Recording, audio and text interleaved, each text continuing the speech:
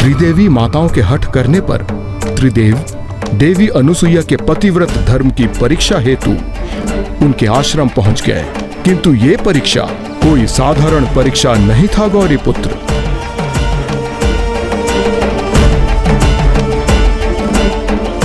भिक्षाम देहि।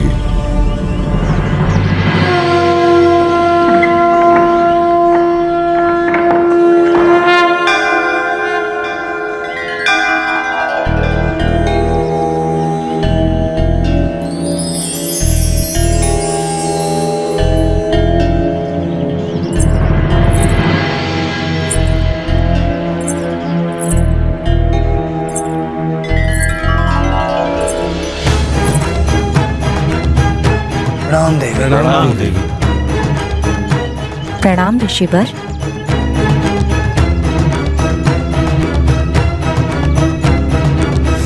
ये साधारण भिक्षा नहीं देवी,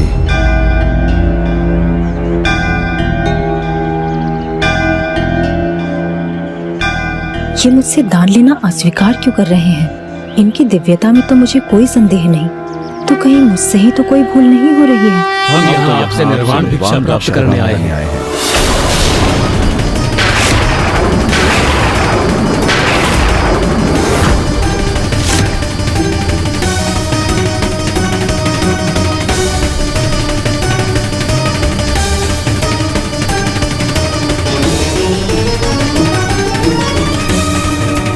निर्वाण भिक्षा? हम आपसे निर्वाण दान ही स्वीकार करेंगे, अन्यथा हम यहाँ से रिक्त हाथ चले जाएंगे।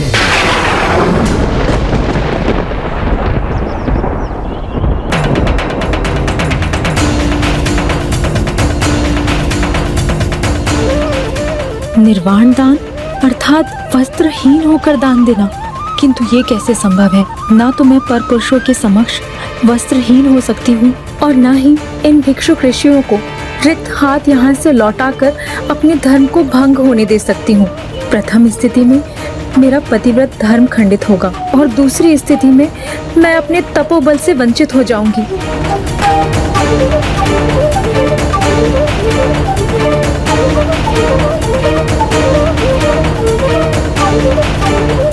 अब माता क्या करेंगी? कहीं मैंने अपनी इस योजना से माता को बड़ी दुविधा में तो नहीं डाल दिया?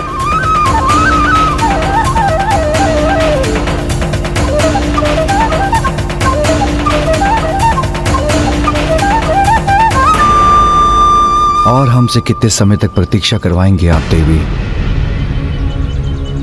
यदि आप दान देने में समर्थ हैं तो हमारा अनुरोध स्वीकार कीजिए, अन्यथा हम यहाँ से प्रस्थान करते हैं।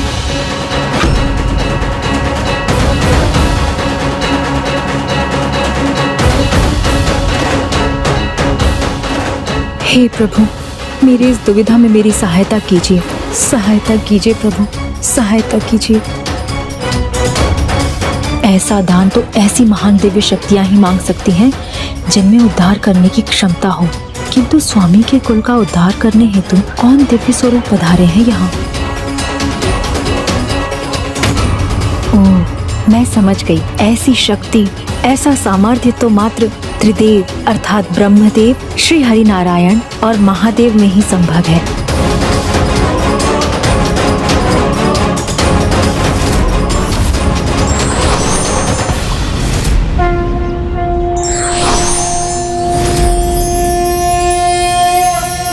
नमो विरूपेभ्यो विश्वरूपेभ्यश्च वो नमः। मुझे इन तीनों भिक्षुक ऋषियों में महादेव, श्री हरि नारायण और ब्रह्मदेव की छवि दिखाई दे रही है, अर्थात ये अवश्य मेरी परीक्षा है, जिसके उपरांत मुझे अवश्य प्रभु की कृपा प्राप्त होगी। और मुझे ज्ञात हो गया है कि इस परीक्षा में सफल होने हेतु मुझे क्या करने की आवश्यकता है। माता अनुसुईया ने सर्वथा उचित कहा लंकेश। निर्वाण दान तो वो दान है जो कोई पूर्ण रूप से पवित्र और धर्मनिष्ठ पुण्यात्मा ही मांगने के योग्य है, जिनमें इतना तपोबल और दिव्यता का समावेश हो जिससे वो दान देने वाले का उद्धार कर सकें। कलयुग में ऐसी पुण्य आत्माएं शेष ही नहीं रहेंगी, इसलिए उस समय काल में ये दान वर्जित हो जाएगा। किंतु माता अनसुया के मन में क्या था लंकेश? और क्या तीनों त्रिदेवी माताएं इस समस्त घटनाक्रम की साक्षी नहीं थी? नहीं गौरी पुत्र, तीनों त्रिदेवियां इसकी साक्षी नहीं थीं, क्योंकि उन्हें तो पूर्ण विश्वास था कि उनके स्वामी शीघ्र देवी अनसुया की परीक्षा लेकर लौट आएंगे। किंतु जब तीनों त्रिदेव एक दीर्घ अंतराल तक नहीं लौटे तो त्रिदेवियों को चिंता सताने लगी।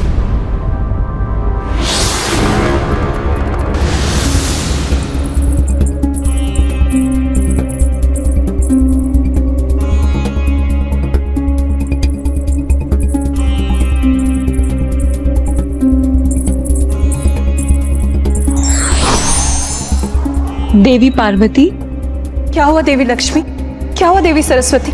क्या भ्राता श्रीहरि नारायण और ब्रह्मदेव भी अभी तक नहीं लौटे?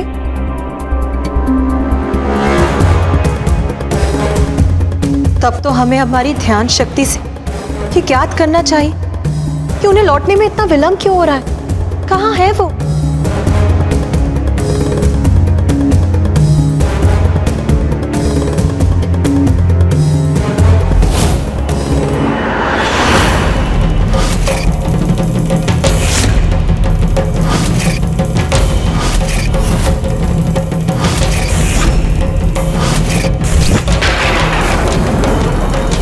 स्वामी का स्मरण करने पर उनके स्थान पर मुझे एक शिशु क्यों दिखाई दे रहा है? मुझे भी उनके स्वर के स्थान पर शिशु क्रंदन क्यों सुनाई दे रहा है? हमें पुनः प्रयास करना चाहिए।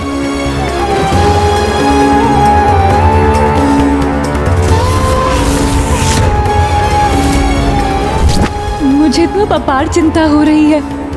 मुझे भी चिंता हो रही, कहीं उनके साथ कुछ अनुचित तो नहीं घट रहा।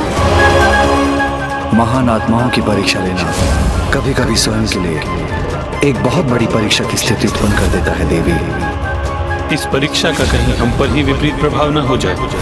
ये तो सर्वथा अनुचित है और अनुचित से सदा अनर्थ होता है।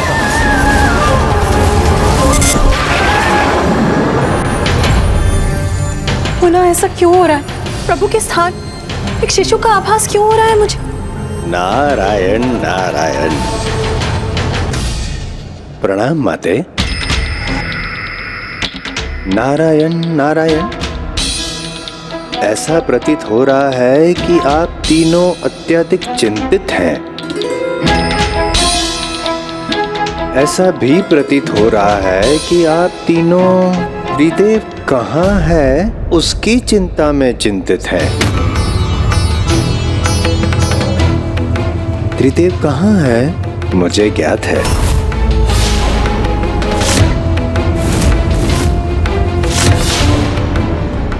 तो शीघ्र बताइए देवर्षि, कहाँ है वो?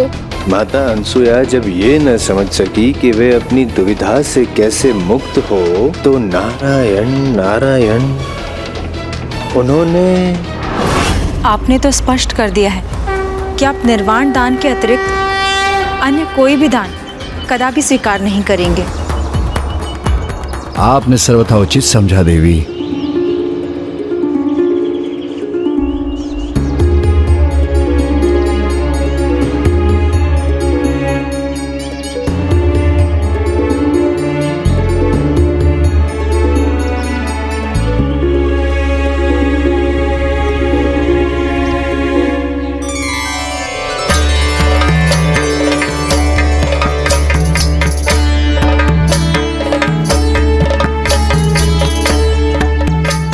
पतिव्रता स्त्री अपने नवजात शिशु के समक्ष ही निर्वाण दान करने हेतु प्रस्तुत हो सकती है।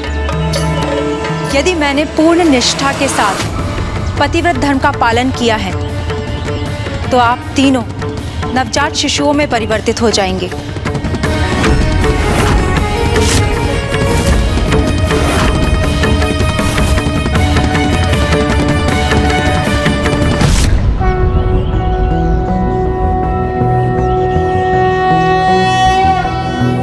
ददभानुसहस्रकान्तिं ऋणक्षौमां शिरोमालिकां रक्तालिप्तपयोधरां जपपटिं विद्यां भीतिं वरं हस्ताब्जैर्धतिं त्रिनेत्रविलसद्वक्त्रारविन्दश्रियं देवीं बद्धिमांशुं रत्नमुकुटां वन्दे समन्विस्मिताम्। जब तीनों प्रभु नवजात शिशु के रूप में प्रकट हुए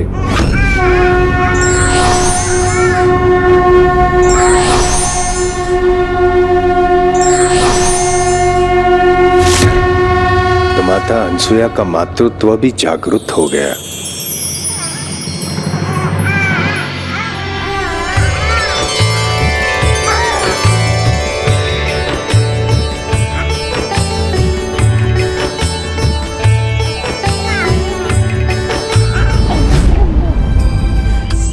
आप तीनों मुझसे आहार प्राप्त करना चाहते थे ना, तो मेरे पुत्रों, अब मैं आपको पोषण प्रदान करूंगी।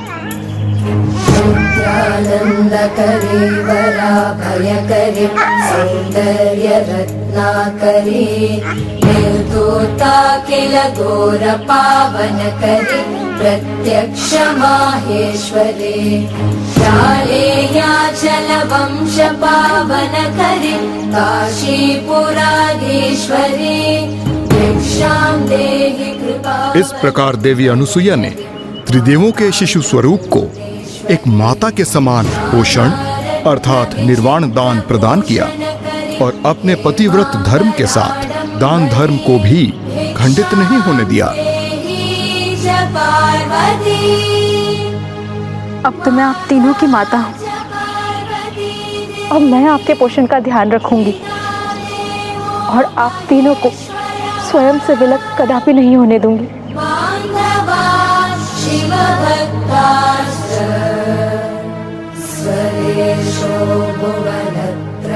हम तीनों के स्वामी त्रिदेवों ने हमें सावधान किया था कि हमारी इस परीक्षा का हम पर प्रतिकूल प्रभाव हो सकता है।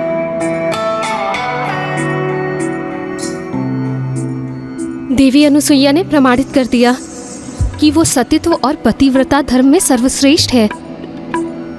हाँ देवी, किंतु अब हमें हमारे स्वामी को उनके मूल रूप में लाने का कोई उपाय करना चाहिए।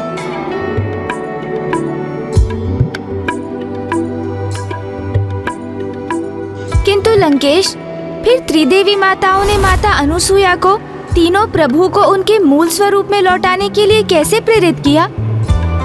गौरीपुत्र, सर्वप्रथम त्रिदेवों को भिक्षुक रूप में देवी अनुसुईया से निर्वाण दान मांगने हेतु उनके समक्ष प्रस्तुत होने पर विवश होना पड़ा और अब त्रिदेवी भी देवी अनुसुईया से एक अन्य दान प्राप्त करने हेतु उनके द्वार पर उपस्थित थीं और वहां दीर्घ अवधि के लिए प्रतीक्षा करने पर बाध्य भी थीं।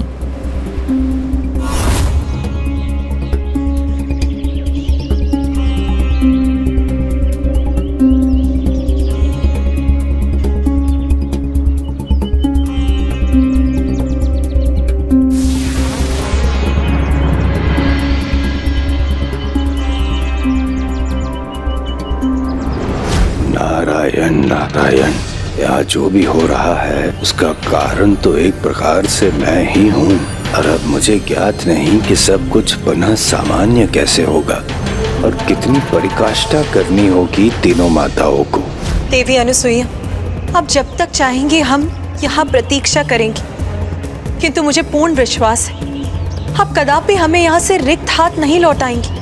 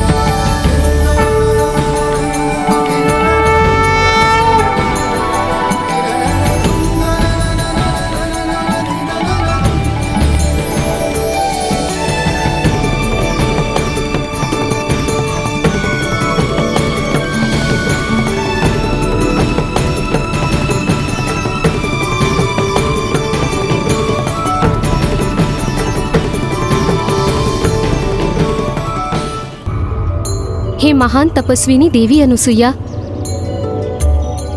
हमें क्षमा करे कि हमने आपके पतिव्रता और आपके सतीत्व को कम आंकने की भूल कर उसकी परीक्षा लेने का प्रयास किया।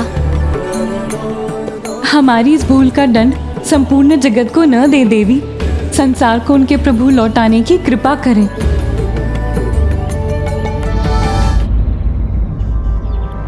देवी, आज हम ये स्वीकार करते हैं और साथ ही ये घोषणा भी करते हैं कि आप ही महानतम पतिव्रता हैं।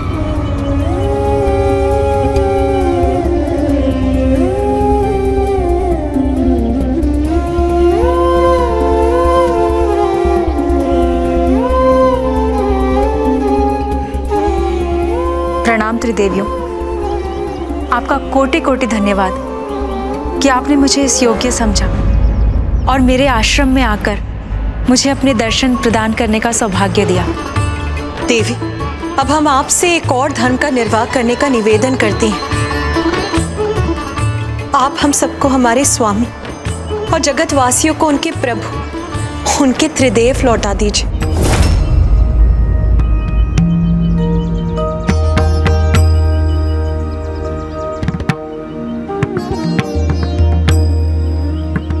आपको मुझसे इस प्रकार निवेदन करने की कोई आवश्यकता नहीं है, क्योंकि आपके समक्ष भला मेरा क्या अस्तित्व। यहाँ जो कुछ भी हुआ आपकी ही परीक्षा के परिणाम स्वरूप आपकी ही कृपा से संभव हुआ है। आपकी ही लीला से मुझे मातृत्व सुख प्राप्त हुआ।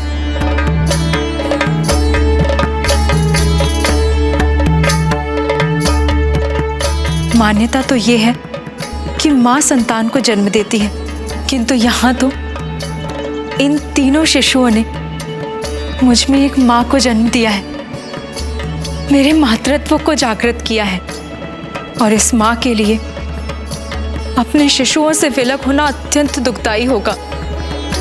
इसीलिए आप जो कह रही हैं वो मैं तभी कर सकती हूँ जब मेरे द्वारा निर्धारित एक अवस्था पूर्ण होगी।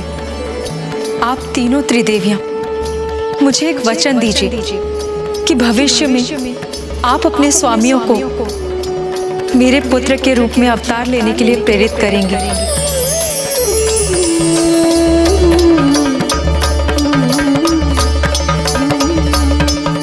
हम वचन देते हैं।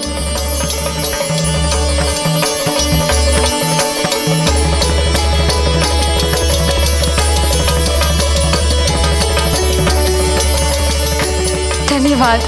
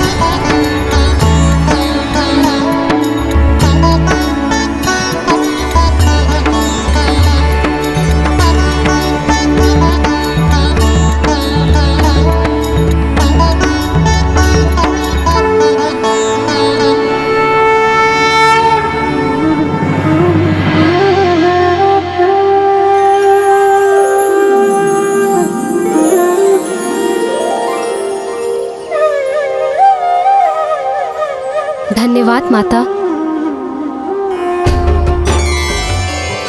देवी अनुसुईया, आपने अपने सतीत्व का बल प्रदर्शित कर और अपने पतिव्रत धर्म से अर्चित शक्ति का परिचय देकर जगत के समक्ष प्रमाणित कर दिया है कि आप ही महानतम पतिव्रता हैं। किंतु उससे भी अधिक हम त्रिदेव जो स्वयंभू हैं, अर्थात जो स्वयं प्रकट हुए हैं, आपने हमारे शिष्य रूप में अपने आंचल में भरकर माँ की ममता के अनूठे सुख से परिचित करवा दिया। आपकी ममता का सुख तो हमारे लिए परम सुख के समान था, और माता का सुख क्या होता है वो आज आपने हमें ज्ञात करवा दिया। और हम पुनः उस सुख का अनुभव करने के लिए ललायित हैं। इसलिए हम आपको वरदान देते हैं कि हम तीनों त्रिदेव आप और ऋषि अत्रि के संतान रूप में जन्म अवश्य लेंगे, और हमारा आशीष आप पर सदैव बना रहेगा।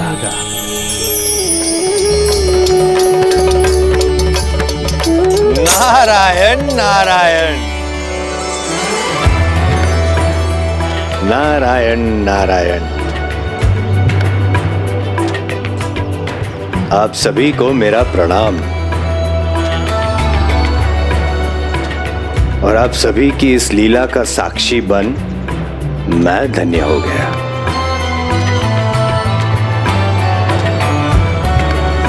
अब यही लीला आगे चलकर फलित होने वाली थी प्रभु महादेव के ऋषि दुर्वासा के रूप में जन्म लेने की उसी घटना से। अर्थात अब महादेव का ऋषि दुर्वासा अवतार लेने का समय आ गया था, और कदाचित मामा जी श्री हरि नारायण भी प्रभु दत्तात्रेय अवतार लेने वाले थे।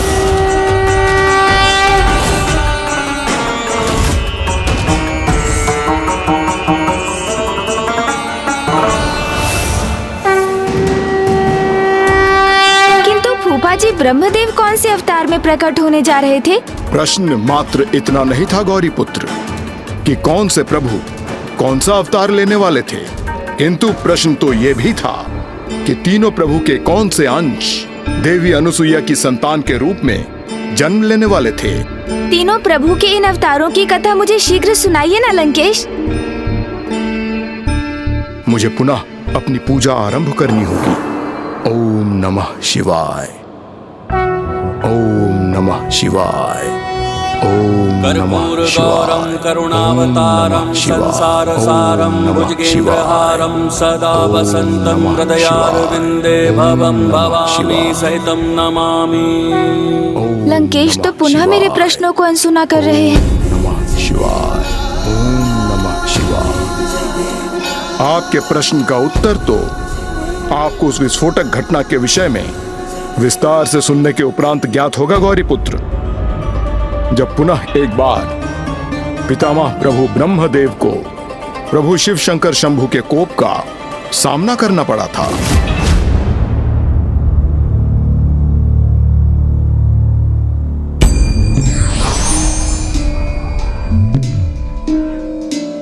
प्रणाम महादेव।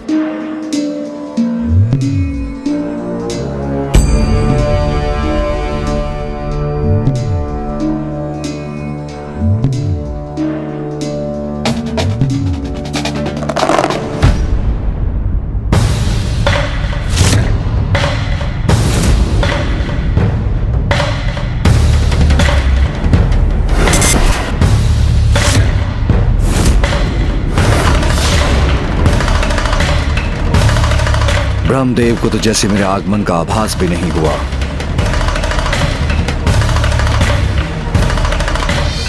महादेव स्वामी से रुष्ट हो रहे हैं। कदाचित मुझे उन्हें उनके ध्यान से उठाना चाहिए।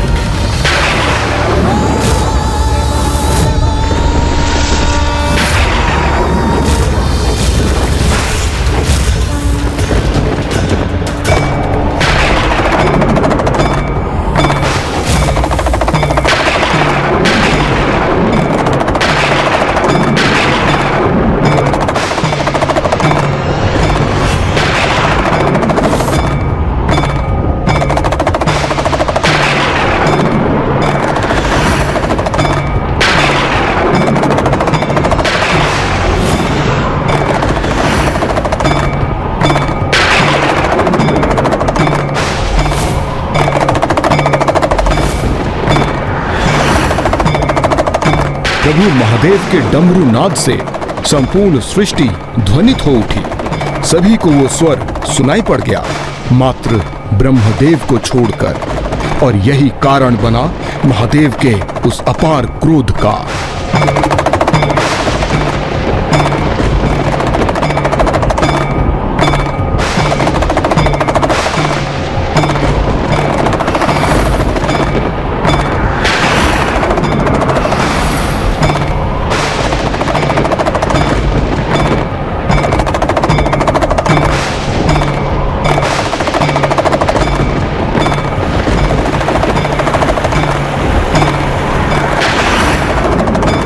प्रणाम प्रभु।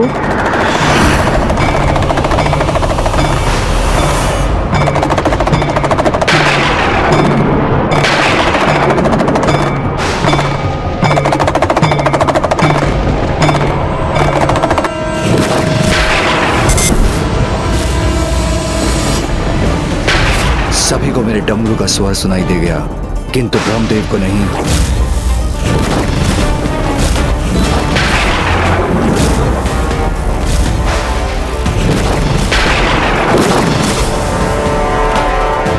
प्रभु महादेव के आगमन के उपरांत भी उनके द्वारा ब्रह्मदेव को अपनी ओर आकर्षित करने पर भी वो अपने ध्यान से जागृत क्यों नहीं हो रहे? क्या ये किसी महान उद्देश्य को पूर्ण करने के लिए प्रभु की कोई लीला है, अथवा वास्तव में ही प्रभु ब्रह्मदेव और ब्रह्मलोक पर प्रभु महादेव के क्रोध का संकट छा रहा है?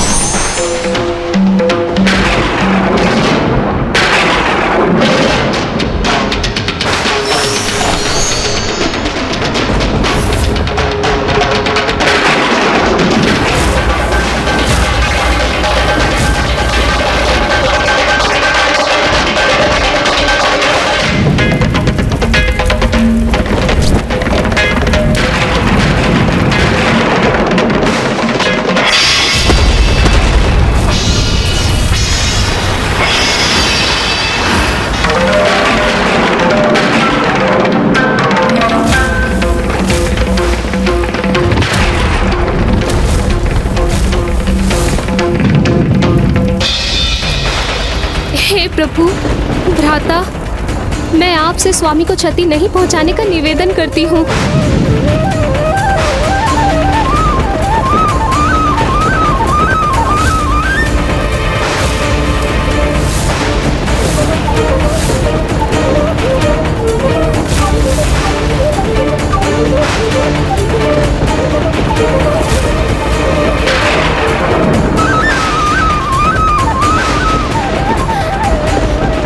प्रभु महादेव के क्रोधांश को तो एकमात्र देवी पार्वती ही शांत कर सकती है।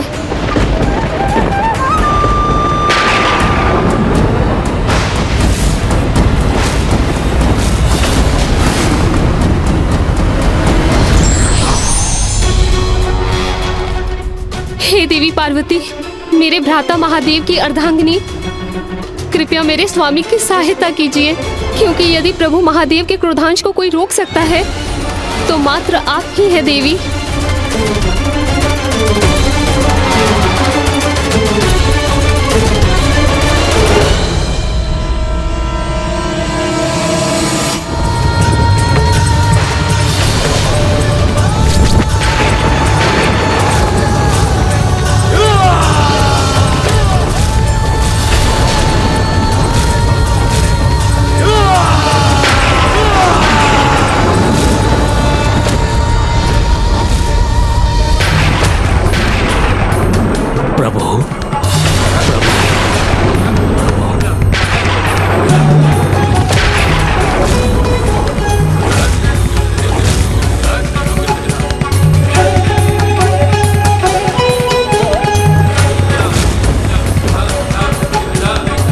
ये तो प्रभु महादेव के क्रोधांश है।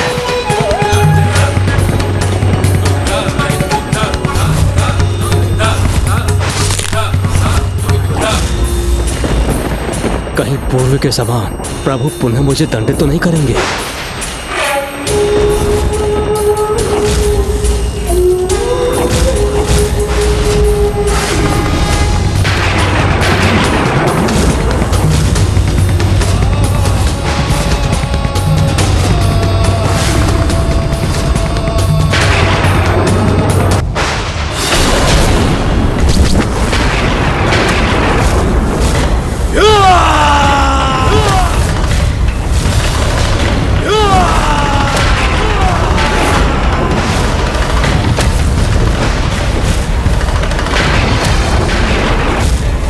प्रभु, मुझे क्षमा करें। मुझे आपके आगमन का आभास ही नहीं हुआ।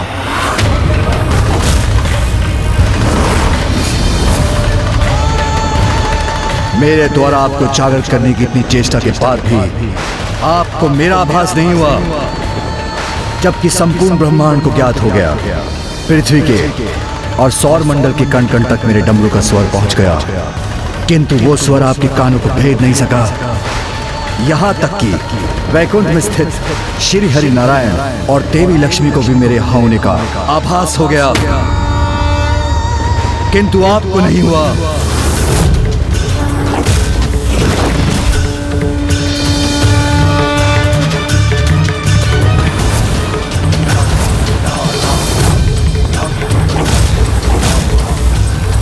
अनुशासन खो चुके देवताओं को भी मेरे यहाँ होने का आभास हो गया और उन्होंने भी मुझे प्रणाम कर मेरा स्वागत किया, किंतु आप स्वयं में ही डूबे रहे।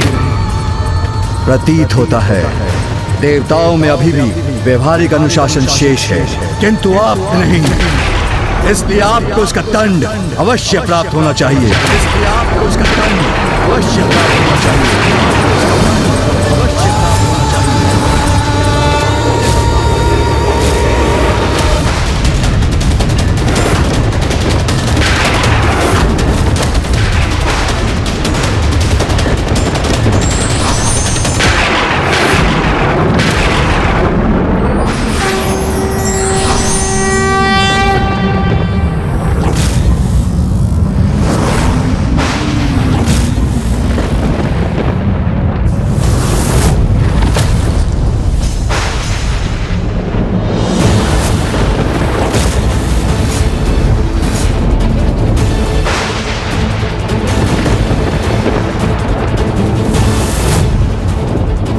मुझे ज्ञात है प्रभु, आपका अभिवादन करने में मुझसे विलंब हुआ, किंतु मुझे आपके आगमन का आभास ही नहीं हुआ प्रभु।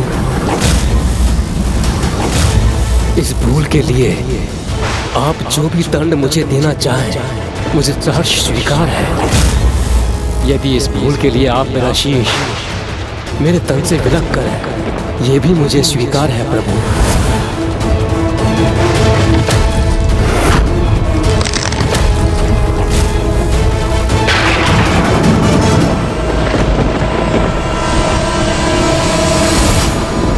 देखिए देवी पार्वती, प्रभु महादेव के क्रोधांश और स्वामी के शीतल अंश एक दूसरे के सम्मुख है।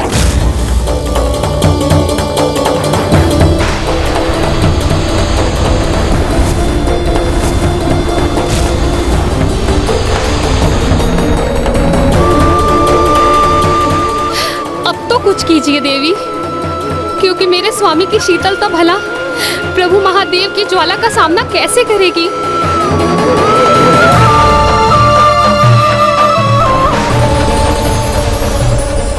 अति किसी की भी हो वो कभी भी उचित नहीं होती, इसीलिए शीतलता और क्रोध दोनों का ही उनके चरम पर होना सर्वथा अनर्थकारी प्रमाणित होता है, और इन दोनों में संतुलन स्थापित करना अनिवार्य है। और संतुलन तो भ्राता श्री हरि नारायण का ही स्वभाव है, और भ्राता नारायण ही प्रभु महादेव का क्रोध शांत कर सकते हैं। भ्राता नारायण प्रभु महादेव का क्रोध शांत कर सकते हैं।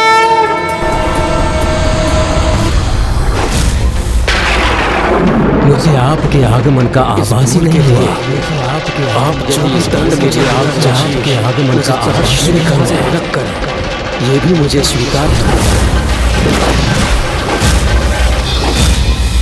मैं अचंभित हूँ ब्रह्मदेव, एक तो आपसे एक बहुत बड़ी भूल हुई है और फिर भी आप मेरे समक्ष शांत और शीतल होने का प्रयास कर रहे हैं। आपके द्वारा ऐसे आचरण से तो स्पष्ट है कि संसार से अनुशासन संपूर्ण रूप से मिट चुका है, जिसका आरंभ आपसे ही होता है। इसलिए नियम और अनुशासन के पालन हेतु एक बड़ा उदाहरण प्रस्तुत करने के लिए मैं आपको शापित करता हूँ। मैं आपको शापित करता हूँ।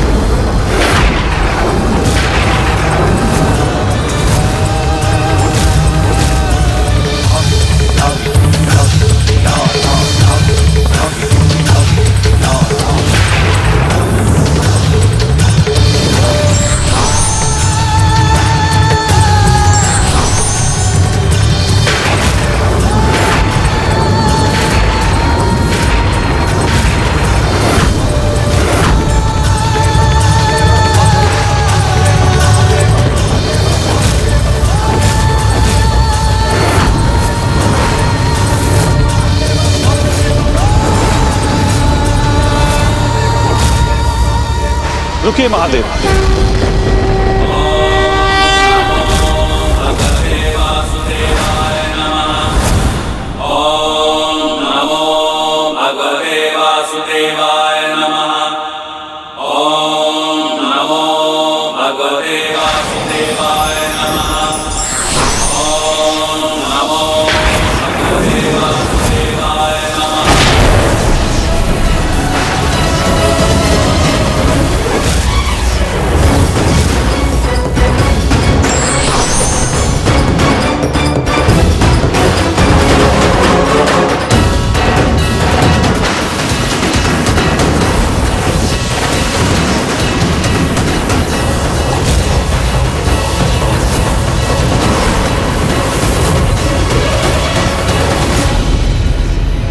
देखिए देवी सरस्वती, मैं भ्राता श्री हरि नारायण के इसी संतुलित अंश का उल्लेख कर रही थी। देखिए देवी, किस प्रकार इस अंश के उत्पन्न होते हैं महादेव के क्रोधांश से ब्रह्मदेव की शीतलता का बचाव हो गया है।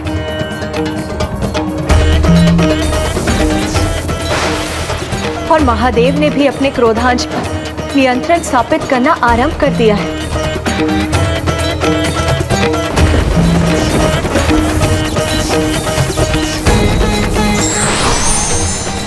स्थिति में हस्तक्षेप करने के लिए मैं क्षमा चाहता हूं महादेव, किंतु मैं यहां उपस्थित होने के लिए विवश था ताकि आपको यह आभास करा सकूं कि आप अपने क्रोध के आवेग में ब्रह्मदेव के शीतल और शांत व्यवहार को उनका अहंकार समझ रहे हैं।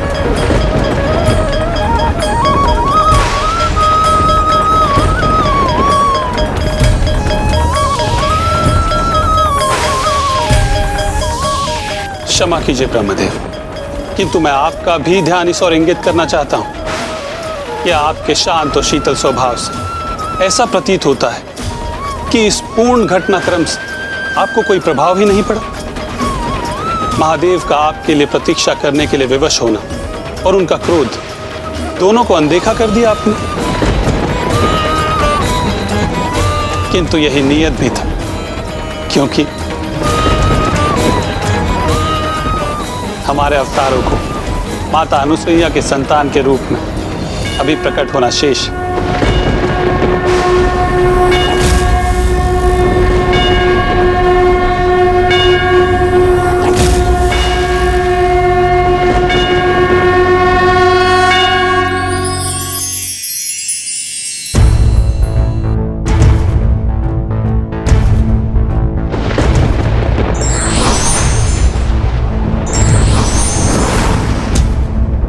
मुझे विश्वास कि आपको भी माता अनुसुईया की ममता का अनुभव अवश्य स्मरण होगा, जिसे हम पुनः प्राप्त करने जा रहे हैं।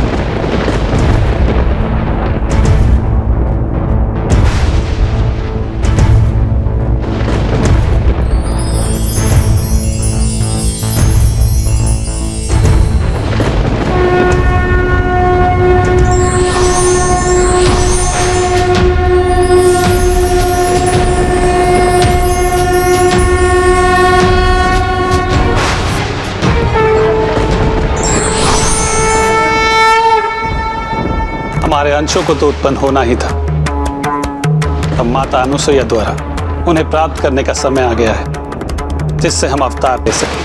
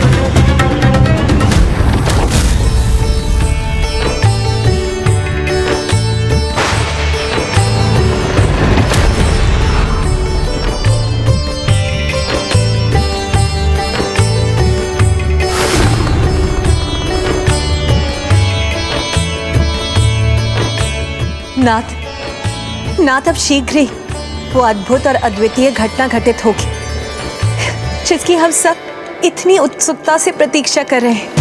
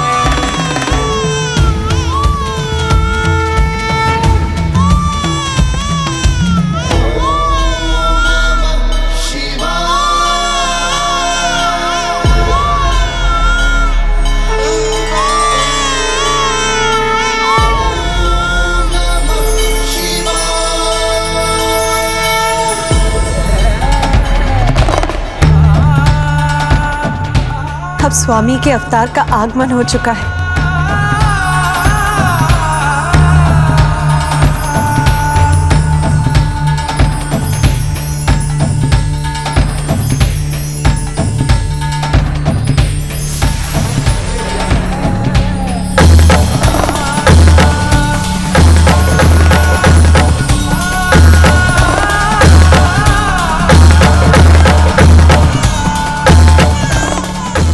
एक और शिशु।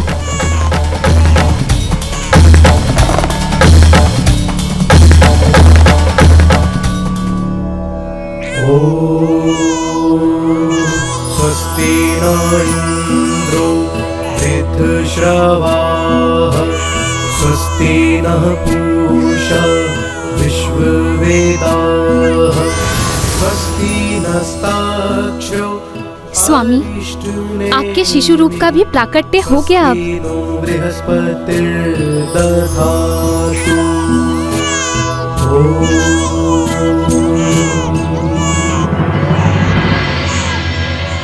कितना दिव्य और सुंदर स्वरूप है इस शिशु का देवी।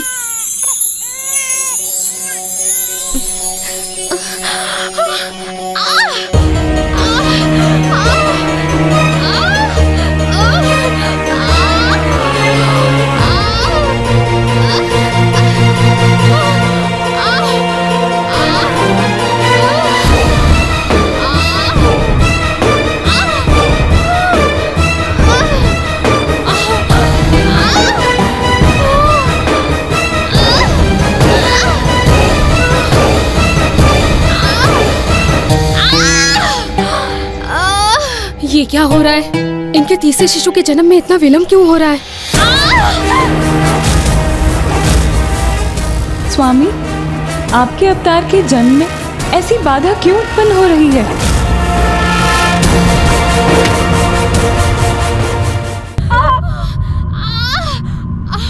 नाथ, आपके और ब्रह्मदेव के अवतारों का तो जन्म अत्यंत शीघ्र हो गया, किंतु भ्राता श्री हरि नारायण के अवतार क्यों नहीं प्रकट हो रहे? स्वामी, इस विलंब का कारण तो मुझे भी ज्ञात नहीं।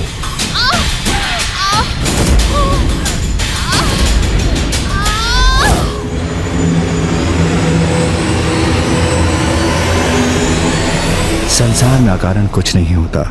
अवश्य इस विलंब का भी कोई कारण होगा देवी।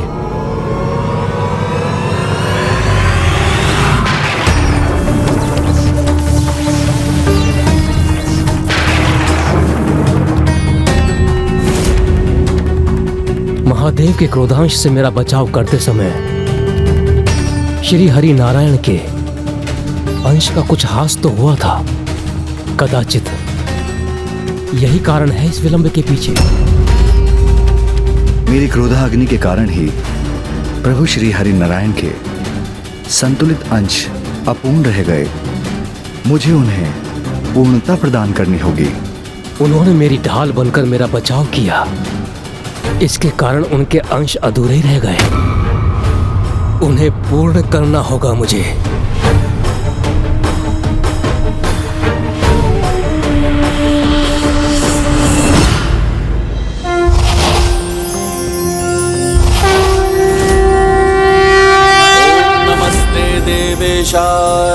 सुरासुर नमस्कृताय भूत भव्य महादेवाय हरित पिंगल लोचनाय बलाय बुद्धिरूपिणे वैयाघ्रव संचदायारणयाय महादंशिणे कालाय महेश्वराय पुष्पदंताय विभागाय मुखाय सर्वहराय हिरण्यश्रवसे द्वारिणे भीमाय भीम पराक्रमाय ओम नमो नमः।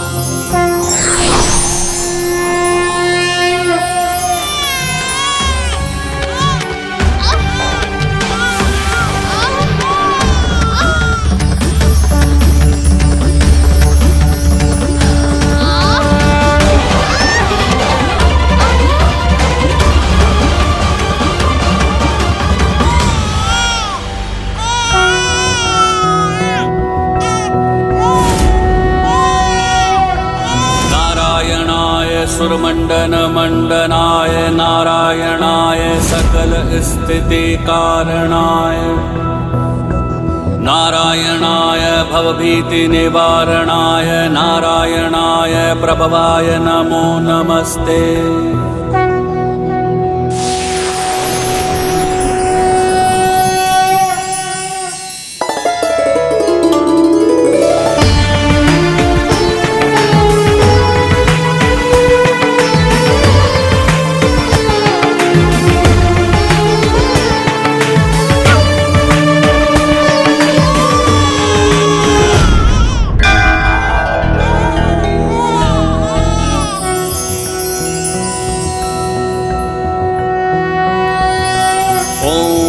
देवासो दिव्येकादशस्त पृथ्व्या मध्येकादश। मैं धन्य हुआ, प्रभु की कृपा से मुझे दिव्य और अद्भुत पुत्रों की प्राप्ति हुई है।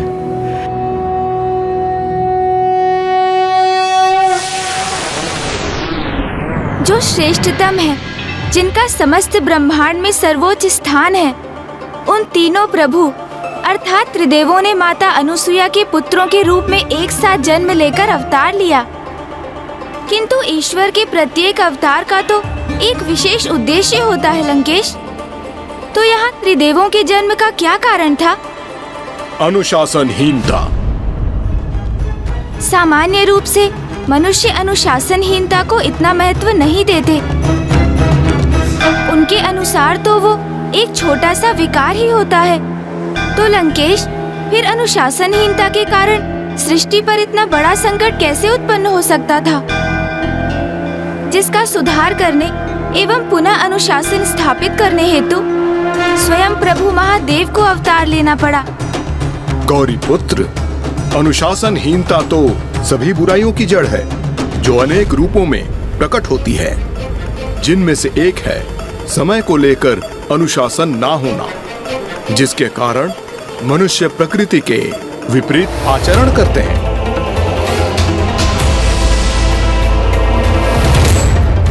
वो दिवस में सुप्त अवस्था में रहते हैं और रात्रि में जागृत होते हैं, जिससे उनके स्वास्थ्य के साथ साथ उनकी बुद्धि पर भी कुप्रभाव होता है।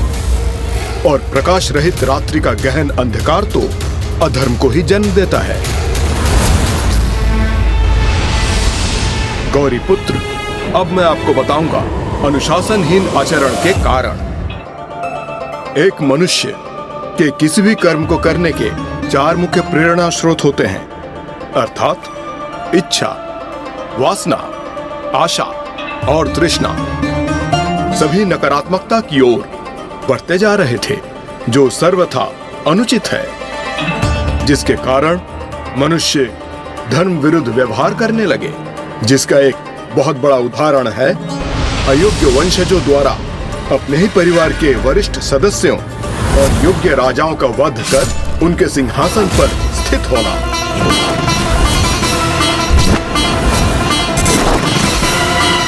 अब मैं बनूंगा राजा। फिर काम और क्रीड़ा वासना, कर्म वासना अर्थात अच्छे कार्य करने की प्रेरणा का स्थान लेने लगे। राजा का जन्म आनंद लेने के लिए ही होता है।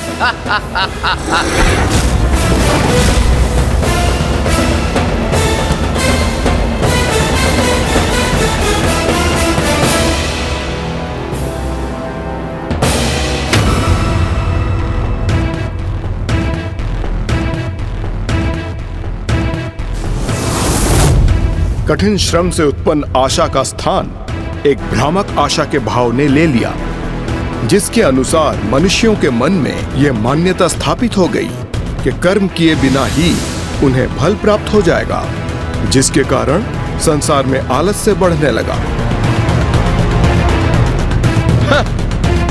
मुझे मेहनत करने की क्या आवश्यकता है? मेरी भूमि पर तो अच्छी फसल स्वयं ही उत्पन्न होगी।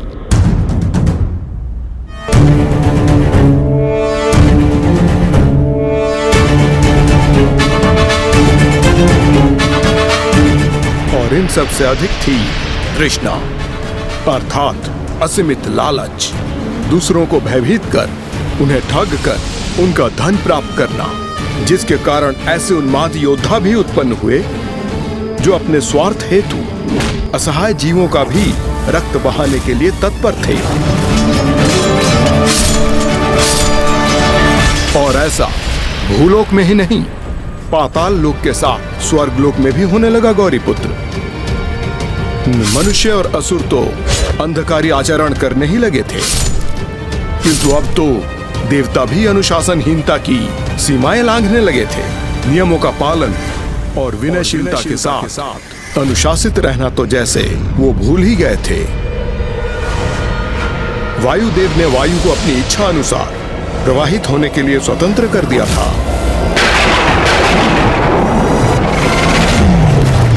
वरुण देव ने भी अपने जल को अनियंत्रित छोड़ दिया था। सूर्यदेव इच्छा अनुसार ही प्रकट होते, डूबते अथवा प्रचंड होते। यहां तक कि देवराज इंद्र के मनोदशा के अनुसार ही ऋतु निर्धारित होने लगी। जब वो प्रसन्न होते थे तब वर्षा होती थी, और जब वो दुखी होते थे तो सूखा पड़ता था। प्रभु, हमारी रक्षा कीजिए। प्रभु, हमारी सहायता कीजिए। वो और उनके सहयोगी देवता समय, नियमों और अपने दायित्वों का अनुशासन भूलकर मदिरापान और स्वर्ग के अप्सराओं के नृत्य के आनंद में डूबे रहने लगे।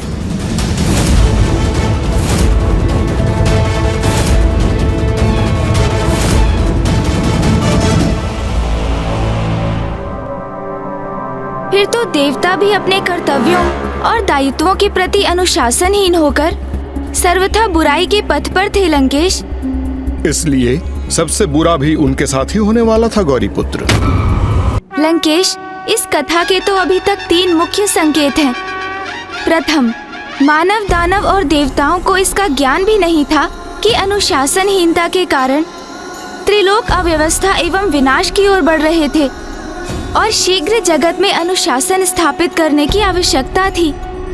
द्वितीय, रात्रि के अंधकार में पाप कर्मों को बढ़ावा प्राप्त हो रहा था और शीघ्र सृष्टि के इस अधर्म के अंधकार को मिटाने हेतु एक मार्गदर्शक का प्रकट होना अनिवार्य था।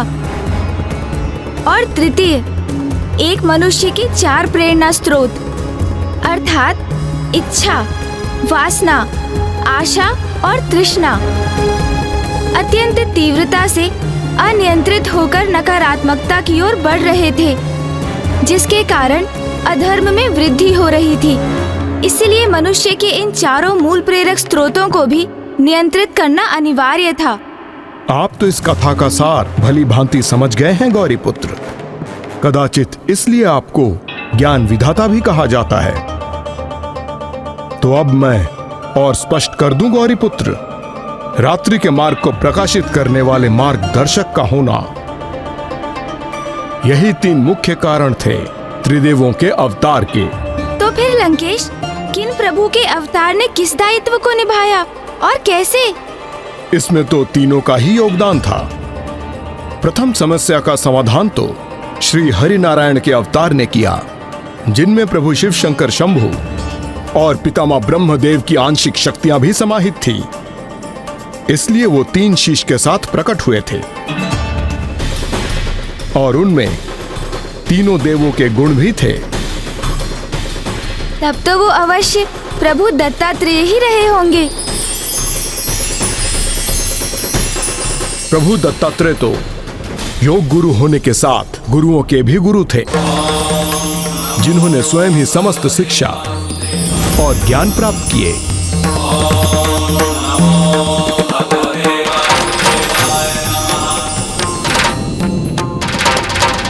और एक ऋषि समान जीवन व्यतीत करने के साथ आदि गुरु कहलाए। जैसे जैसे उनकी आयु में वृद्धि होने लगी, प्रभु दत्तात्रेय ने जीवन के 24 सिद्धांत स्थापित किए और उन्हें पूर्ण रूप में अपने जीवन का भाग बना लिया। उन्होंने 4 प्रेरणा स्रोतों अर्थात इच्छा, वासना, आशा और तृष्णा पर भी नियंत्रण प्राप्त किया। योग गुरु होने के नाते उन्होंने संसार को भी यही सीख दी कि यदि मनुष्य स्वयं को संतुष्ट रखना सीख जाए तो वो इच्छा, वासना, आशा और तृष्णा के वश में होने के स्थान पर स्वयं उन्हें अपने वश में रखने में सक्षम हो जाता है। जो 4 श्वान प्रभु दत्तात्रेय के निकट दिखाई देते हैं, वो मनुष्य के इन्हीं 4 आंतरिक प्रेरणा स्रोतों के ही द्योतक हैं और उनके निकट गौ माता की उपस्थिति पंच तत्व एवं संतुष्टि की प्रतीक है। तो इस प्रकार प्रभु दत्तात्रेय ने अनुशासन के पथ पर आने वाली प्रथम बाधा को दूर किया। और दूसरी बाधा का निवारण किया। मेरे पितामह प्रभु ब्रह्मदेव के अवतार ने माता अनुसुईया के दूसरे पुत्र प्रभु ब्रह्मदेव के अवतार और कोई नहीं, स्वयं चंद्रदेव ही हैं।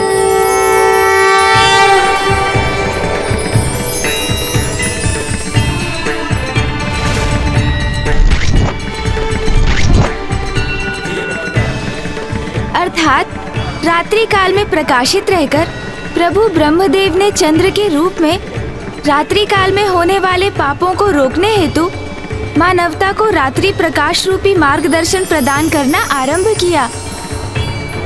अनुशासन विहीनता से उत्पन्न अशुद्धताओं को चंद्र और प्रभु दत्तात्रेय ने दूर किया, किंतु अभी भी वास्तविक समस्या तो शेष ही थी और उसे दूर करना प्रभु शिव शंकर शंभु के अवतार का दायित्व था, जिन्होंने दंड देकर मनुष्य में नियमों की अवहेलना करने की प्रवृत्ति को सुधारना आरंभ कर दिया।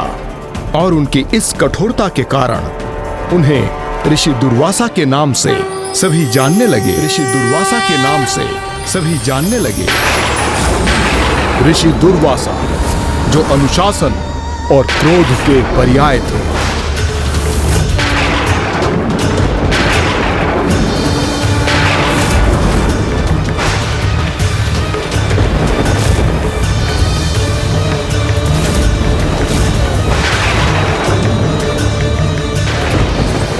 अनुशासन भंग होने पर किसी को क्षमा ना करने वाले ऋषि दुर्वासा ने तो अपनी पत्नी को भी शाप दे दिया। इतना ही नहीं, उनके क्रोध का भाजन तो एक बार देवता भी बने, जब उन्होंने स्वर्गलोक को भी श्रीहीन होने का शाप दे दिया था। संपूर्ण स्वर्गलोक श्रीहीन हो गया।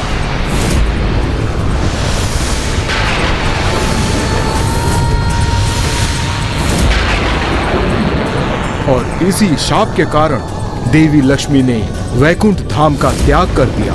ये उन्हीं दुर्वासा ऋषि की कथा है गौरी पुत्र, जो अब मैं आपको आगे सुनाने जा रहा हूँ।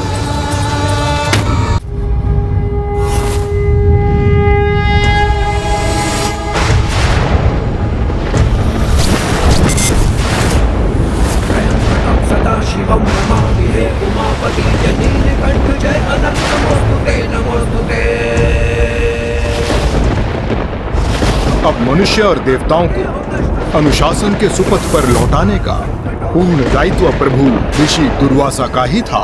मुझे शीघ्र बताने की कृपा करें लंकेश कि प्रभु ऋषि दुर्वासा देवताओं को सुपथ पर कैसे लेकर आए और उन्होंने जगत में अनुशासन कैसे स्थापित किया।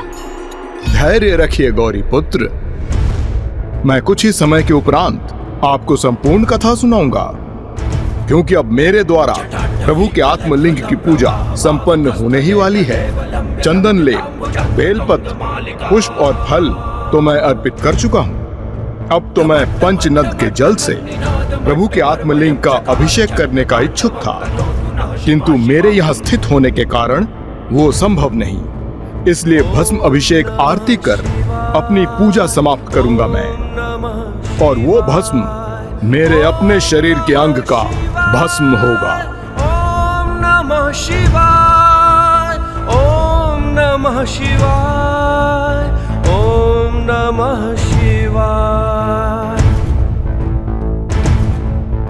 जटाटवी कलज्वल प्रवाह भावित स्थले कलेवलम्ब्य लम्बिताम्बुजंग तुंग मालिका।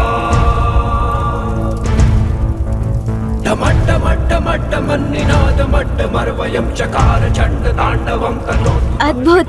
लंकेश ने अपनी तपोशक्ति से पवित्र अग्नि उत्पन्न कर ली।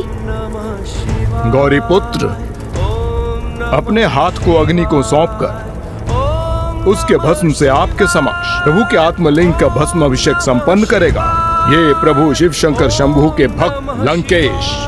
मुझे किसी युक्ति से लंकेश को ऐसा करने से रोकना होगा।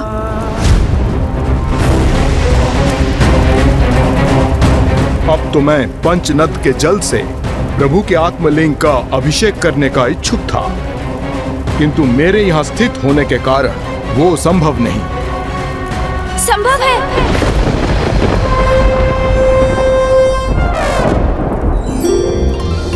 क्या संभव है गौरी पुत्र? मैं संभव करूंगा। भस्म अभिषेक के स्थान पर आप पंचनद के जल से अभिषेक कीजिए ना प्रभु का। मैं करूंगा आपकी सहायता लंकेश। किंतु अपनी पूजा में मैं आपकी सहायता स्वीकार कर आपका उपकार क्यों लूं? इसमें कैसा उपकार लंकेश? आप भी तो मुझे प्रभु महादेव के 19 अवतारों की कथाएं सुना रहे हैं, तो क्या मैं आपकी इच्छा पूर्ण नहीं कर सकता? उचित है गौरी पुत्र।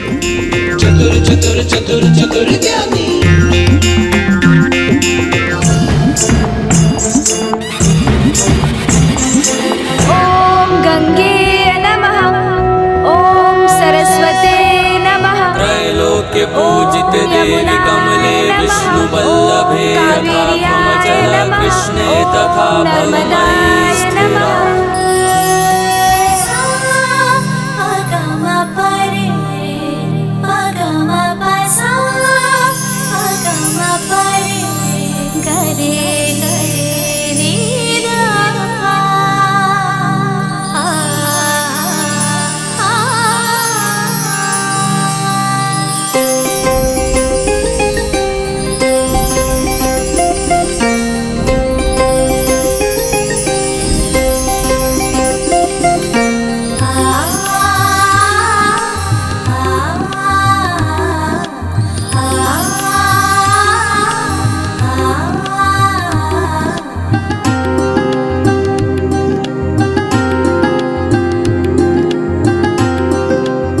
ये तो अति उत्तम है। गौरी पुत्र ने 5 नदियों को यहाँ मेरी पूजा हेतु उपस्थित कर दिया। प्रणाम पंचनद माताओं। कल्याण हो पार्वती नंदन गणेश।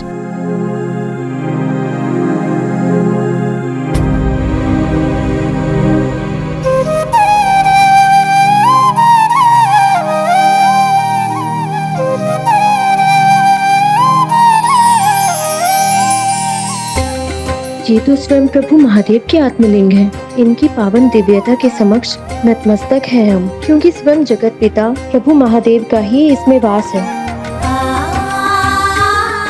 प्रणाम प्रभु।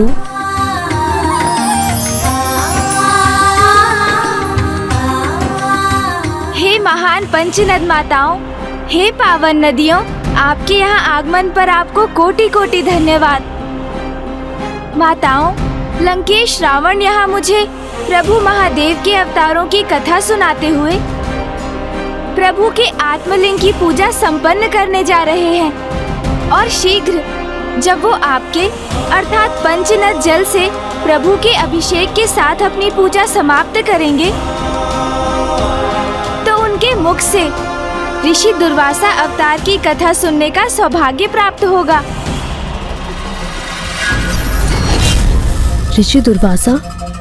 इसलिए प्रभु के आत्मलिंग का पंचनद अभिषेक करने में हमारी सहायता कीजिए।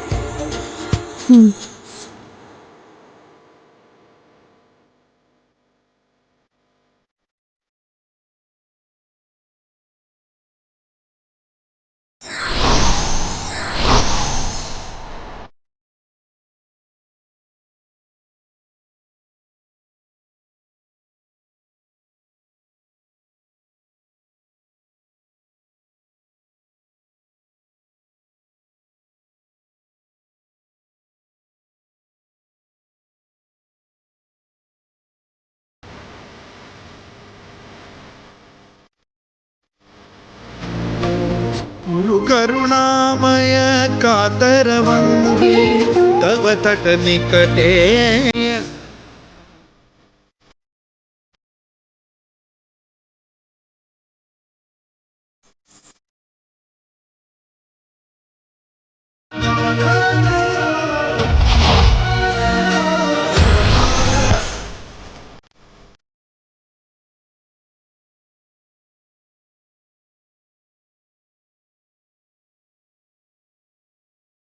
मेरे अनुरोध को सुनकर इस शुभ कार्य हेतु अपना जल प्रवाहित करने के लिए आपको अनेकों धन्यवाद माताओं।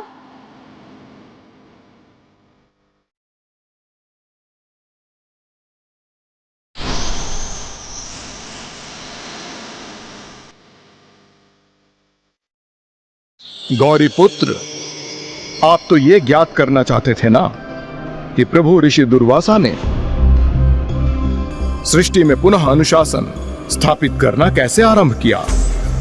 तो देवी गंगा से अधिक उत्तम इसे विस्तार से और कौन बता सकता है भला, क्योंकि वो तो उनमें से प्रथम थी जिन्हें ऋषि दुर्वासा ने व्यवहार के अनुशासन का पाठ सिखाया था।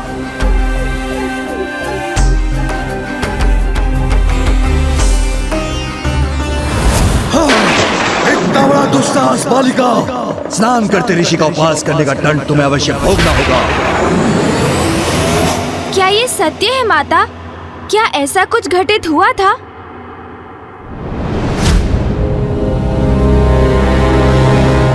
बहुत समय पूर्व जब प्रभु ब्रह्मदेव ने श्री हरि नारायण के अवतार प्रभु वामन के चरण धोए थे, तब ब्रह्मदेव ने उस जल को अपने कमंडल में रख लिया था।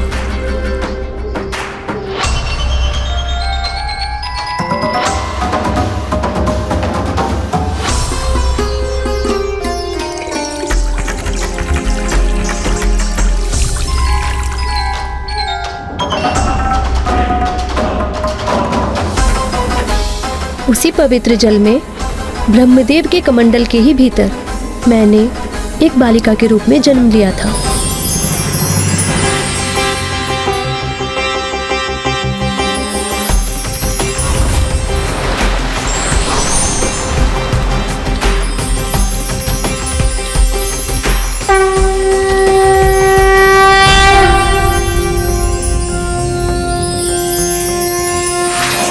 भवन्तु सुखिनः सर्वे सन्तु निरामया सर्वे भद्राणि पश्यन्तु मा कश्चित् दुःखभाग् भवेत्। ॐ द्यौः शान्तिरन्तरिक्षं शान्तिः पृथिवी शान्तिरापः शान्तिरोषधयः शान्तिः। ॐ शान्ति। प्रणाम प्रभु। कल्याण हो देवी गंगा। फिर उसी नन्ही बालिका के रूप में प्रभु ब्रह्मदेव ने अपनी पुत्री के समान ब्रह्मलोक में ही मेरा पालन पोषण किया।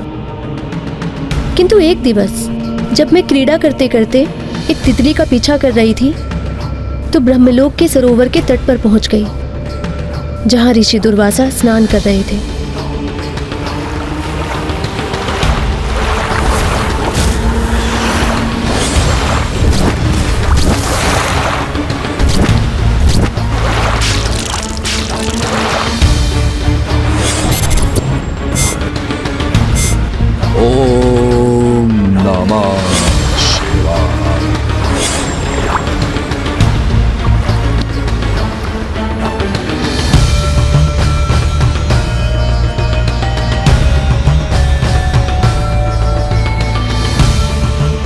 इतनी दिव्यशी कौन है ये?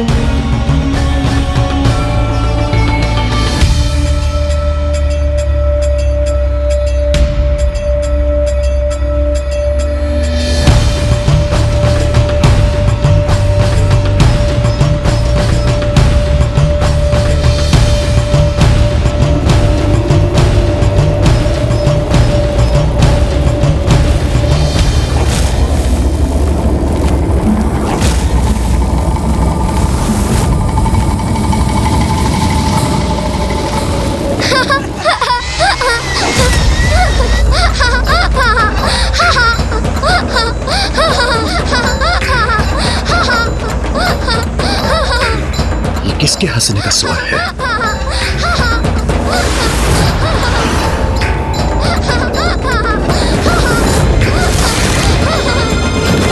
लगता है ऋषिवर क्रोधित हो रहे हैं। मुझे भय का आभास हो रहा है। इतना बड़ा दुस्साहस बालिका!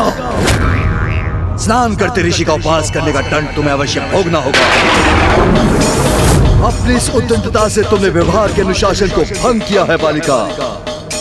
ब्रह्मलोक में पालन पोषण होने के उपरांत भी तुम्हें इतना ज्ञात नहीं कि किसी को स्नान करते हुए नहीं देखना चाहिए और न ही किसी को असुविधा की अवस्था में देखकर हंसना चाहिए।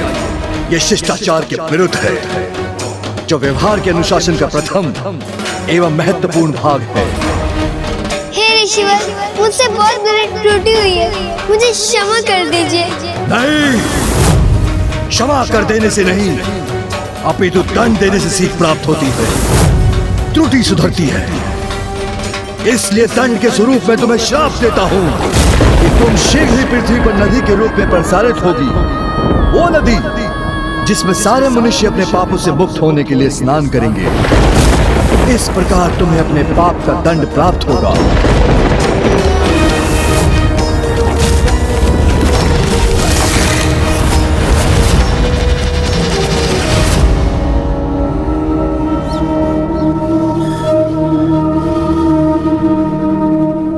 इस घटना के परिणाम स्वरूप मुझे दंडित कर महान ऋषि दुर्वासा ने सभी जगतवासियों के व्यवहार को अनुशासित करना आरंभ किया और ये उदाहरण भी प्रस्तुत किया कि भले ही स्वयं ब्रह्मदेव की पुत्री हो अथवा कोई निर्धन ग्रामीण मनुष्य, सभी के द्वारा शिष्टाचार और धर्मनिष्ठ आचरण करना अनिवार्य है, जिससे कि वे अपने व्यवहार को उचित अनुशासन की परिधि में रख सकें।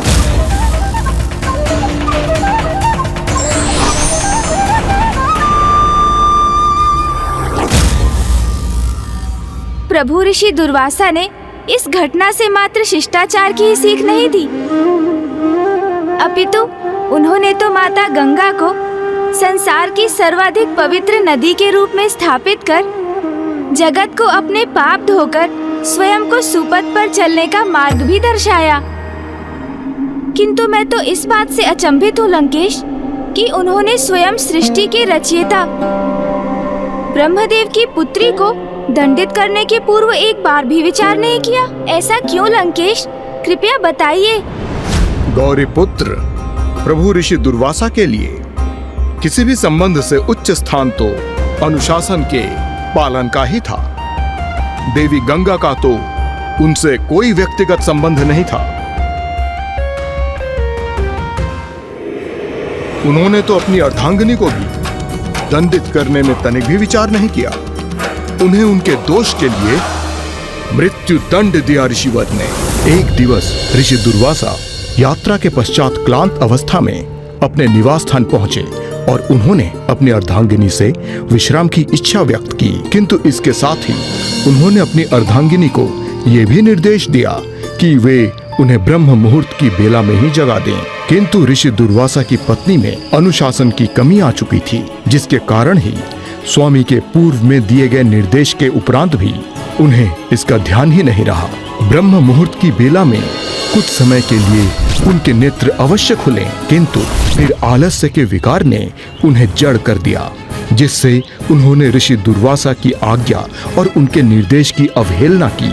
ब्रह्म मुहूर्त में निद्रा से जागृत कीजिएगा, जिससे मैं नियम अनुसार अपनी पूजा संपन्न कर सकूं।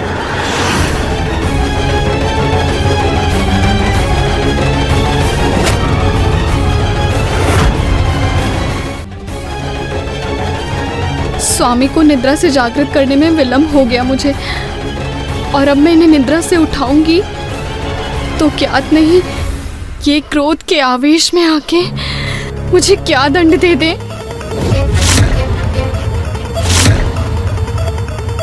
और यदि मैंने इन्हें जागृत नहीं किया तो भी इनका दंड देना निश्चित है। ये कैसी दुविधा उत्पन्न हो गई है मेरे लिए। अब मैं क्या करूं?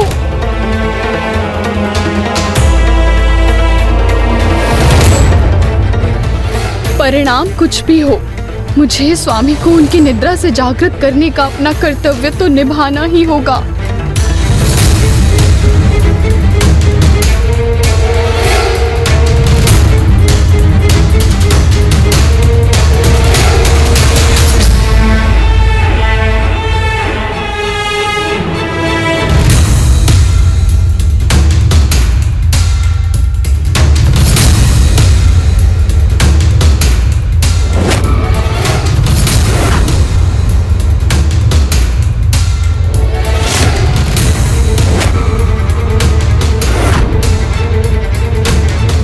ब्रह्म मुहूर्त में निद्रा से जागृत कीजिएगा।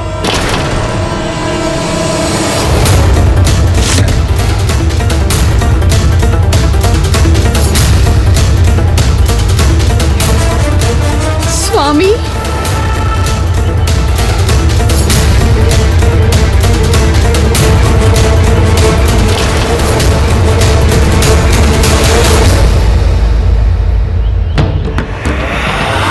मुझे जागृत होने में इतना विलंब हो गया।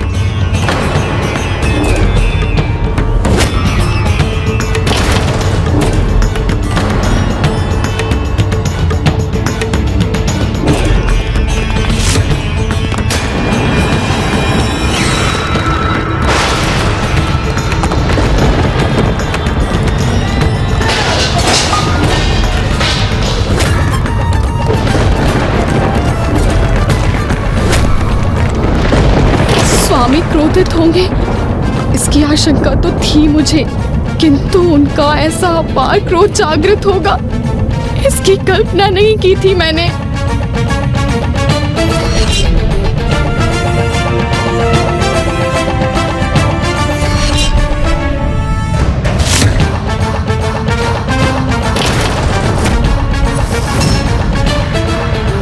ब्रह्म मुहूर्त में सूर्योदय के पूर्व जागृत होने और मुझे निद्रा से जागृत करने के लिए मैंने आपसे अनुरोध किया था, और अब तो सूर्योदय भी हो चुका है। जिसने सदा ही अनुशासन को सर्वोच्च समझा, जिसने सभी को उस अनुशासन की सीख दी, वो ऋषि दुर्वासा हूं मैं। और मेरी अर्धांगिनी होकर आपने अनुशासनहीनता का दोषपूर्ण आचरण किया और समय के अनुशासन का उल्लंघन किया। मुझे क्षमा कर दीजिए स्वामी, मुझसे भूल हो गई। मुझे ज्ञात नहीं मैं किस प्रभाव में आकर जागृत होकर भी पुनः सुप्तावस्था में चली गई। मुझे क्षमा कीजिए स्वामी। यदि आज हमने अपनी अर्धांगिनी को क्षमा कर दिया, तो फिर अनुशासनहीनता के लिए मैं किसी को कैसे दंडित करूंगा? और यदि मैं सभी जनों को उनके दोषपूर्ण व्यवहार के लिए क्षमा करने के लिए विवश हुआ, तो मैं अनुशासन स्थापित कैसे करूंगा? इसलिए आपको अपने दोष का दंड तो भुगतना ही होगा देवी, और जिसके कारण मुझे भी आपका वियोग सहना होगा, और जिसके कारण मुझे भी आपका वियोग सहना होगा। ये क्या कह रहे हैं स्वामी? मुझे कैसा दंड देने का विचार कर रहे हैं?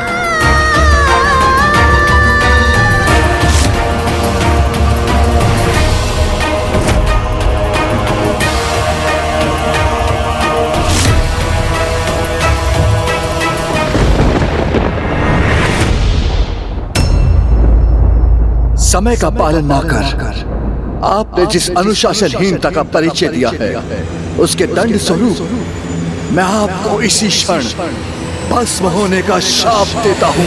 भस्म होने का शाप देता हूँ। स्वामी, ऐसा ना करें, मुझे क्षमा कर दीजिए। मेरी इतनी छोटी सी भूल के लिए मुझे इतना बड़ा दंड ना दीजिए। क्षमा कीजिए स्वामी।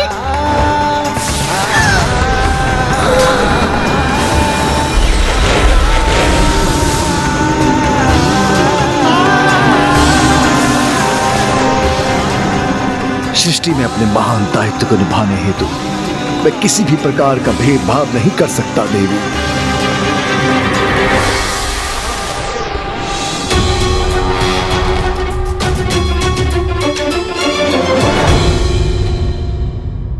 प्रभु ऋषि दुर्वासा का तो ऐसा ही स्वभाव था कि किसी को भी ज्ञात नहीं था कि वो क्रोध के प्रभाव में किसे क्या दंड दे दें।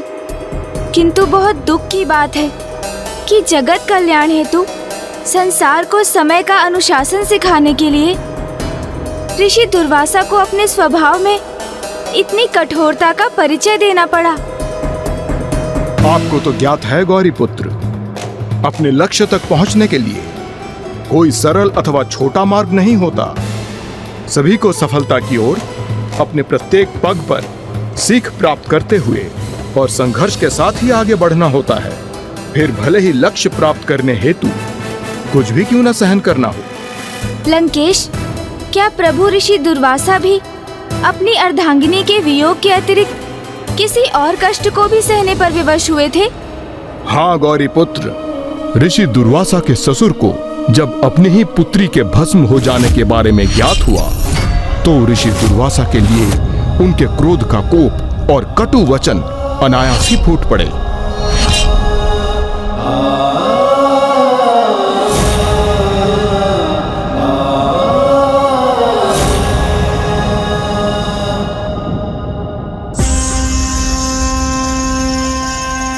ऋषिवर, जो भी कुछ हुआ उसका मुझे भी अपार कष्ट हुआ है,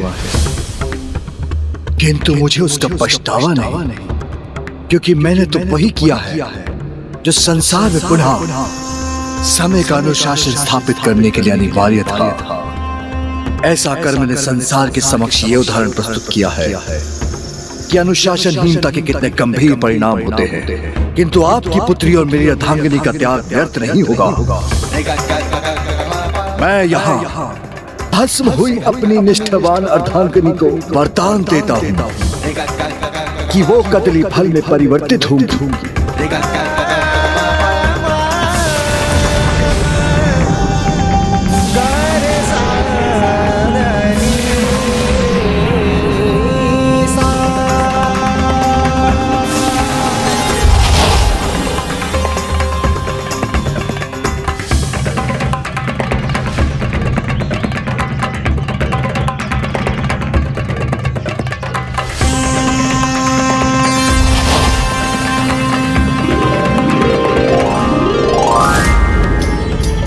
वो कदली फल जिनके बिना कोई भी पूजा संपन्न नहीं होगी, इसलिए उनके त्याग और निष्ठा के फल स्वरूप आज के उपरांत कदली फल के रूप में प्रत्येक पूजा में उनकी उपस्थिति अनिवार्य होगी।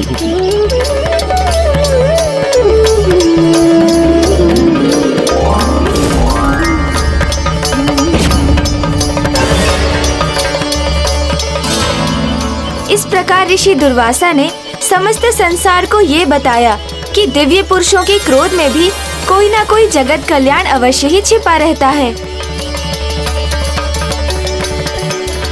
और उनके इस क्रोध से प्रकट होने वाले उत्तम परिणामों के साथ उसका सर्वाधिक अनिष्टकारी प्रभाव भी प्रकट होने वाला था। और इसका आरंभ तो स्वयं प्रभु शिव शंकर शंभु द्वारा प्रभु ऋषि दुर्वासा को दिए जाने वाले उपहार से हुआ था। जय शिव शंकर शंभु।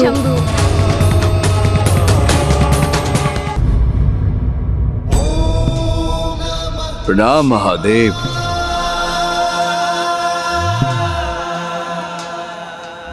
आपने अपने जन्म से ही संसार में अनुशासन स्थापित करने हेतु परिश्रम किया, अत्यंत कठोर होकर स्वयं नियमों का पालन कर अन्य जगतवासियों को उसके लिए प्रेरित किया, और नियमों को भंग करने वालों को दंडित कर आपने जो संसार को सीख दी है, उनसे आपने सभी में अनुशासन के प्रति निष्ठा को जागृत किया है ऋषिवर।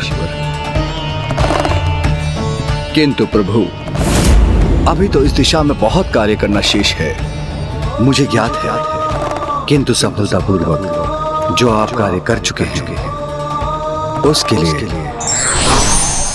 पुरस्कार स्वरूप मैं आपको ये परिजात पुष्पों की माला प्रदान करता हूँ।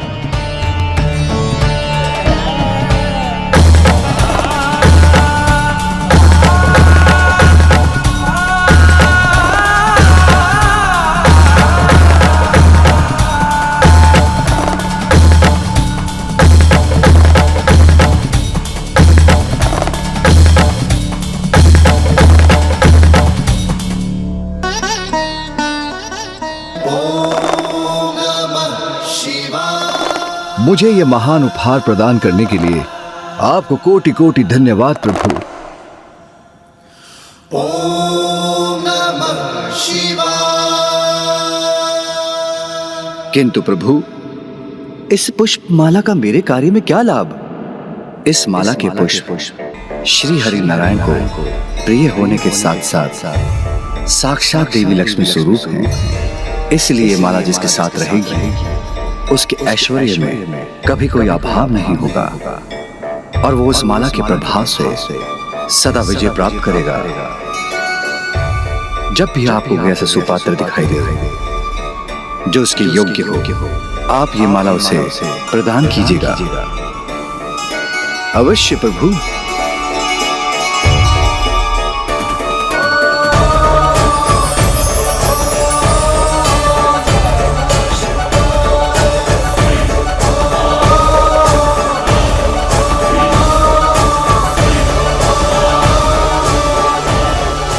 फिर क्या हुआ लंकेश? क्या ऋषि दुर्वासा को कोई सुपात्र दिखाई दिया जो उनके अनुसार उस दिव्य माला के योग्य हो? हाँ गौरी पुत्र, किंतु प्रभु ऋषि दुर्वासा को जिसकी योग्यता पर विश्वास हुआ, उसने स्वयं को अयोग्य प्रमाणित कर उनके इस विश्वास को खंडित कर दिया।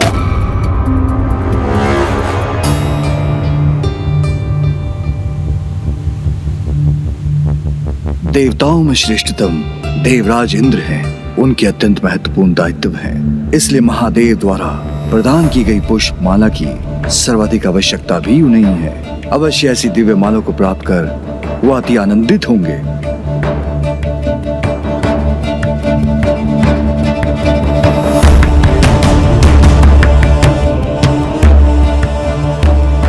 ये कैसी अवस्था है स्वर्ग की?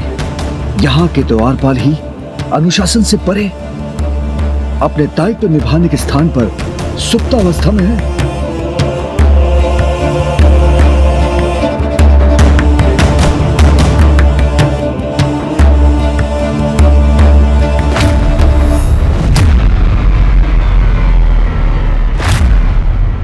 और स्वर्ग के भीतर भी सभी प्रकार की अव्यवस्था ही दिखाई दे रही है मुझे।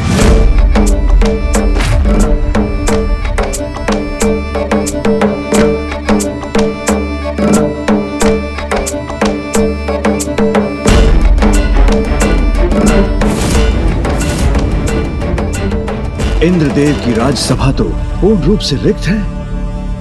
यहां तो कोई भी देवता नहीं, किंतु समय के अनुसार तो यहां सभी देवताओं को उपस्थित होना चाहिए और देव सभा में जगत कल्याण हेतु गंभीर विमर्श होना चाहिए, किंतु यहां ऐसा कुछ नहीं हो रहा है।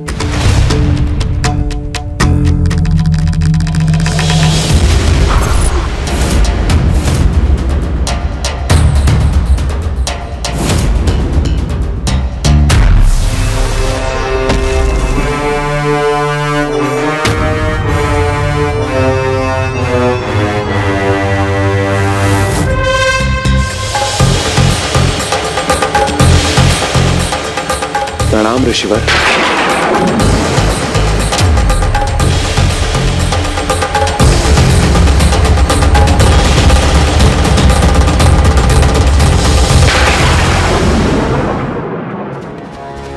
स्वर्ग लोक की अवस्था देख ऋषि दुर्वासा तो पूर्व से ही कुपित थे और फिर ऐसे में अकस्मात ही देवराज इंद्र से उनकी भेंट हो जाना अब एक ऐसी स्थिति का निर्माण करने जा रहा था जो कदाचित देवताओं के लिए एक महासंकट का कारण बनने वाला था। सदा अनुशासन का पालन एवं धारण करने वाले ऋषि दुर्वासा अब कैसे देवताओं के जीवन को सदा सदा के लिए अंधकार में डालने वाले थे, यही अब संसार देखने वाला था गौरीपुत्र।